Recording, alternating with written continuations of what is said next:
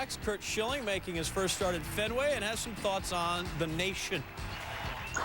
I'm sure that the fans, they'll be good right up until I stink. And if I don't pitch well, I expect them to boo the crap out of me. Well, top four, we're tied at 2 out Orlando Hudson, and cheers for Schilling. 8 innings pitched, 10 Ks, but in the 6th, Derek Hinsky comes up and boos for Schilling. Also gave up 4 earned runs in this thing. Jay's up 4-2, Hinsky's first of the year, and Schilling, of course, is a bit of a self-motivator, so he goes in there and, well, chews himself out, apparently. 4-3 Jays, bottom 9, runner on second, Mark Bellhorn.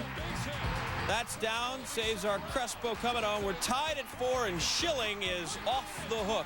No decision in his first game at Fenway. Still bottom 9, 2 out man on second. David Ortiz against Jason Kirshner. Rock concert. Vernon Wells drifting, and has space.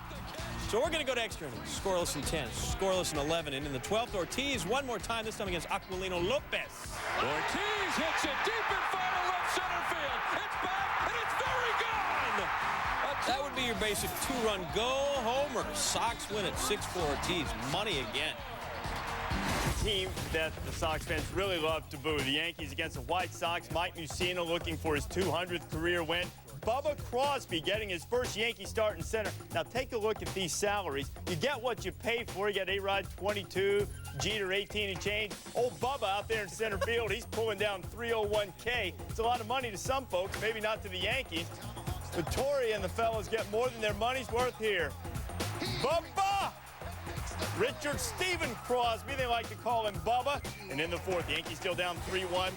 Bubba's bona fide. What are you? His first 2 hits as a Yankee, 2 homers. Bubba Crosby. Some have compared him to Dykstra, maybe to Knobloch, with whom he has a family connection. He's not your run-of-the-mill Bubba. Kenny Lofton might be watching for a while. Bubba keeps this up. Bottom of the 5th, tied at 4, man on second, Gary Sheffield. He makes a lot more money than Bubba. That's going to drive in Bernie Williams. Yankees have a 5-4 lead. And in the 7th, Mussina ends his day on a good note, getting Miguel Olivo. He's taken out after 100-plus pitches. So now the bullpen called on to hold on for number 200. And Derek Jeter there to provide some defense. Strong throw from the hole gets Paul Konerko. Yankees win at 5-4. Mussina gets number 2. Barry sitting on 659. Only 1 home run hit. Padres' new park, Petco. It's not Bonds proof, at least not in BP. Several big-time shots that did indeed clear the fence. Perhaps Sunday would be the day. Jake Peavy might very well be the guy. Gave up 33 homers last season, 3rd most in the National League. A pair of those to Barry. Top of the 1st. His first at bat, 2-0 count. No. 2-0 pitch, takes it. Same at bat now. Routine fly ball. Ryan Klesko will be there to haul it in. Top of the 4th. Bonds second at bat. Man on first. He'll walk this way. Giants get nothing out of that after a double play. In the 6th, Bonds 3rd at bat against Peavy. Man on first. Shifts on, so nobody's home. Bonds going through that Bonds shift and coming up with a double. Again, the Giants did not capitalize. In the 8th, Bonds against Eddie Oropesa. Runners on 2nd and 3rd. The intentional walk to load the bases. Barry would later score to tie the game. Now we're tied at 3. Nefi Perez against Antonio Osuna with the bases all juiced up. And Perez squirts one through there. 2 runs were scored. Giants take a 5-3 lead. Top of the 9th, Major League debut for Jason Sosminski, an MIT graduate. The only one ever in Major League history, a degree in aerospace engineering, and he just about gave up a rocket. But of course, he had the formula calculated perfectly. Barry 1 for 3, 2 walks. Not on this night. Giants take the Padres, though, 6-3. So what's up next for Barry? He goes to SBC Park for the home opener. He won't see familiar faces. The Brewers are going to send 3 guys out there against whom Barry has 2 at-bats, a couple of walks, no hits, but Bonds has homered in 3 of the 4 season openers in the yard the Tykes once called Pac Bell. But don't dig in. Plenty of power pitchers on the bump Sunday. Cubs Braves. Kerry Wood bringing what's known in the game as filthy stuff. Now, the man had a blood blister on his hand, but you'd think he'd be in trouble. He appeared to be just fine with 2 out. Nobody out. Cubs up 3-0. Chipper Jones, done. Then J.D. Drew on a 1-2 count gets a look, and yeah, that wasn't so good there for J.D. Next batter, Andrew Jones, comes up to sit down. Wood K's decide, even with that nasty blister, that's 3 in a row. The dominance continues in the fourth. Julio Franco, that's 4 in a row. Johnny Estrada going to take his chance. So far, all these on off speed. He hadn't even unleashed the cheese yet. Jesse Garcia up in his eyes. Yeah, there we go. One more K. Wood can tie the Cubs club record consecutive Ks by a starter. He did it as a rookie in '98. Mark Pryor in 2002. And, well, pitcher spot. Russ Ortiz, sorry, 7 Ks in a row. Then the 6th. Bad news for the Braves. Chipper Jones. Hey, got bat on ball, then comes up lame trying to get down to first. Strained right hamstring. 7th inning. Cubs up 4-1. Dwayne Wise, no. Adam LaRouche. 38th, 10th K game of his career. Cubs win 10-2. 11 strikeouts over 7 innings for Wood.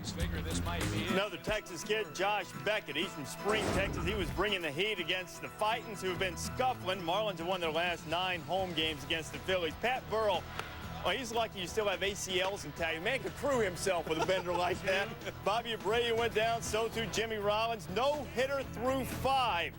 Top 6, David Bell up there. Miguel Cabrera didn't get the greatest jump and then can't make the play. Initially ruled a hit. Oh, but he got a glove on it, so the official score changed it to an error. Same inning, 2 out. No hitter intact until then. That's clean. Marlon Byrd busted up. Bell scores. Beckett's no-hit bid ends after 5 2/3. Fish still with a 2-1 lead. Top of the 6th. Oh, Jim Thome. I'm calling Thom after that, too. He's really been struggling. 2-1 Fish. 11 Ks for Beckett. He gets Lieberthal there.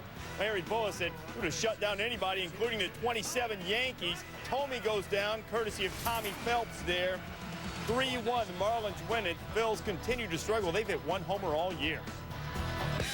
Diamondbacks hoping Randy Johnson, the right man, to stop the Cardinal offense. St. Louis scoring 23 runs in the first 2 games of the series. Johnson, though, 1-3 ERA of better than 6 in his last 4 starts against St. Louis. And, well, don't make a mistake to that guy. Albert Pujols, gone. His 4th. Johnson, 7 innings pitched, 7 strikeouts, but 8 hits, 5 earned runs. Going to get out without a decision. Luckily, 7th inning, Richie Sexson up the middle with 2 outs. 2-out hits, that'll get you into heaven.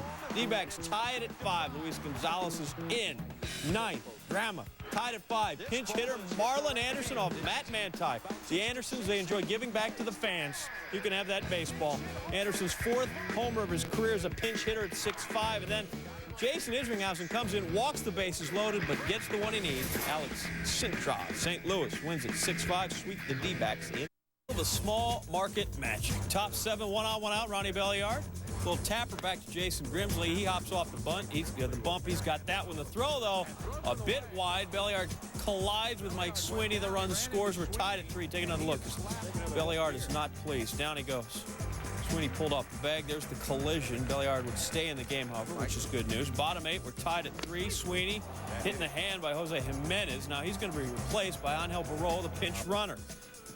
All 3 of KC's wins this season have come with the team in its final at bat. Well, they get things done early here, winning in the 8th. Barroa scores in the Ken Harvey single. The Tigers were the last team to win a game last season, and the first to follow a campaign with at least 110 losses by opening the next season at least 3-0. First team to do that since the 1899 St. Louis Perfectos. And teams better start worrying about the Tigers. Thus saith Carlos Guillen. Detroit is no longer perfect, but swinging for its 5th win, something that didn't happen until 30 games in last year against Minnesota. Blue Ford flies to left. Craig Monroe trying to double off Michael Kadire, but threw it right into the Twins' dugout. Kadire gets 2 bases. He's on 3rd now. Henry Blanco, 2-yard jobs on Saturday. Takes Esteban Yan to center field. Stays in the yard. Kadire scores. Blanco. Henry forgetting he's a catcher. Tied at 5, he was 2 for 4. Top of the 10th, Monroe. Little duck snort. Shannon Stewart's throw not in time, and here come the Tigers. They win at 6-5. Best start since 1985 at 5-1. Reds leading the NL Central, trying to sweep a weekend with the Pirates. Oliver Perez looking for his first win as a bucko. Bottom two, Reds down 1-0. 2 out, Adam Dunn. And, well, Perez got a problem now because he's in a 1-1 game. Dunn, large. He didn't get cheated on, man. That's not a wall scraper. That's his fourth. Pirates bullpen, though, pitching well, picking their man up. Reds down 4-3 by Bullringer. Gets William Opeña. Then in the 7th, same numbers. Mike Johnson, the rookie, gets Ken Griffey Jr. to ground into a 6-3 double play. Take yourself there at short. Bottom 9, still 4-3. Perez looking on, wants that win. Jose Mesa's it. Oh, yes, that Jose Mesa. Costanzo Jimenez. Bullpen, 4 innings pitched, 6 Ks, no runs. Perez gets that win, 4-3. Brewers could go 3 over 500 for the first time in nearly 3 years. Berkman and the Astros trying to take the rubber match. Top 3 Astro runners on second and third. Richard Hidalgo, 11 of 22 this season. My math says that's 500. Brewers and Doug Davis, they intentionally walk him. So the next man is Lance Berkman. Career 260, 10 homers right-handed from the left side. 309, 116 homers. But Lance said, got more power from the right side. This man knows himself. Berkman, deep and out. First career grand slam from the right side. 5-1 Astros at that point. They win it by a count of 7-4.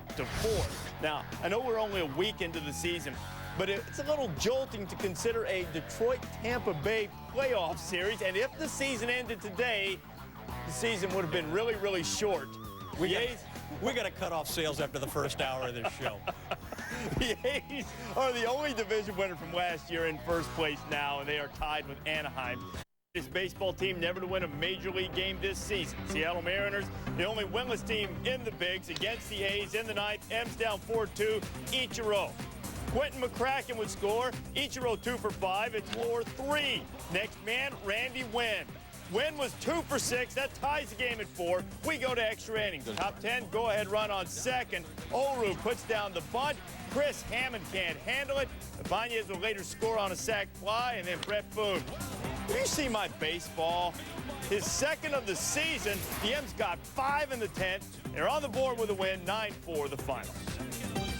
Same division, Angels finishing up with the Rangers. Bartolo Colon, second start. Franheim, first one, not too bad. 6 innings pitched, 5 Ks, no earned runs. First inning, Texas up 1-0. They nick him, but Mark Teixeira gets nothing. Air bat. In the 3rd, Hank Blaylock not doing the former Drillers proud. Alfonso Soriano was 1 for 4, but that wasn't the one. Colon 5 Ks on the day. Chan-Ho Park on the mound for Texas, and Vlad Guerrero. New team, new country, and, well, we'll need a new baseball as well. Guerrero's second of the year. Park gave up 6 runs in 6 innings. The Angels up 4-2 in the 8th at 7-2. Colon gets Blaylock again. He gave up 1 run this time in 8 innings, so that ERA jumps to .64. Angels win it. Game for the Mets, and if Mike Piazza is just a catcher, his bat's probably not in the lineup Sunday afternoon. Just put him at first base, let him hit, take your chances in the field. And just so we're straight here, Puerto Rico is a self-governing commonwealth in association with the United States. The island has its own governor, but the U.S. president is chief of state, meaning that for his initial major league start at first, Piazza was technically in unfamiliar territory, not foreign territory. Piazza played some first base in the Grapefruit League, Mexican winter ball, but never in the show. Top first scary moment for the Mets and their fans. Cliff Floyd comes up lame out of the box. He is not happy. He's going to leave with a strained right quad. He reevaluated on Monday. Also happening down at first, you've got Piazza. Another moment of pause. Tom Glavine fielding a bunt here by Peter Bergeron. There's the throw, and, well, no shin guards or chest protectors at first for Piazza. Gets run into by Bergeron. Sort of got a knee to the head thing. There it is. He would be okay, remain in the game, but would eventually leave in the 8th. Sore neck, kind of a bad elbow. Stuck around the 4th, though, to do some things. Glavine facing Carl Everett, and there's Piazza. That's 3 unassisted steps on the bag. Top 6 tied at 1. Livan Hernandez facing Eric Valent. Filling in quite well for Cliff Floyd. His first career home run is a 2-run job and paces the Mets on the way to a 4-1 win in Puerto Rico. And as always, first-time homers get the shaving cream pie. Rockies, Dodgers, L.A. 9 straight wins over Colorado. Jim Tracy, 10 would be good. Bottom 1, no score. Cesar Izturis to 3rd. Vinny Castilla making the trip all the way back. He's now a Rocky again.